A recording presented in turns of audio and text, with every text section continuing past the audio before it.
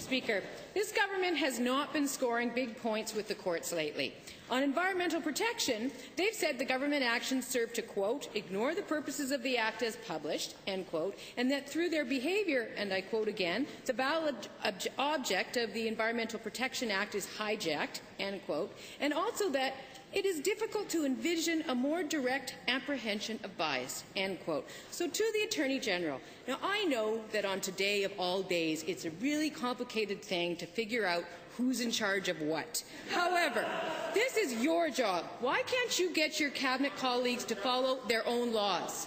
Honourable Minister of Justice. Speaker, I'm not exactly sure where that question was meandering towards, but it's incumbent upon all of us to follow the laws of the land, but also to ask appropriate questions. Maybe the second question, she can be a little bit more clear. Honourable Member. I think it's pretty clear. Given that a more recent judicial decision concluded that the government's behaviour in relation to Bill 46 was, or quote, raises the question of whether those negotiations were conducted in good faith, and given that the obligation to negotiate in good faith isn't discretionary but is actually another statutory obligation, will the Attorney General admit that he doesn't appear to hold any sway at all when it comes to getting his colleagues to follow their own laws? Mr. Speaker, there's one thing that I have no sway over all entirely, and that is matters before the courts, and I refer this member to Standing Order 23G, and I will just leave it up to that because that matter is before the courts. Honourable Member, your final supplemental.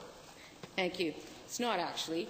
Given that both of these judicial decisions, which have been concluded that the government actions have been biased, breached the principles of environmental legislation, breached the legal obligation to bargain in good faith, and likely contravened the Charter of Rights and Freedoms, and given that it's your job to make your colleagues respect the rule of law, is the problem that they won't listen to you, or is it that you agree with the rest of them that your government should be above the law?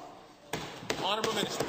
Again, Mr. Speaker, I refer this member to Standing Order 23G. The matter dealing with Bill 46 is before the courts. No one is above the law, including this member and myself.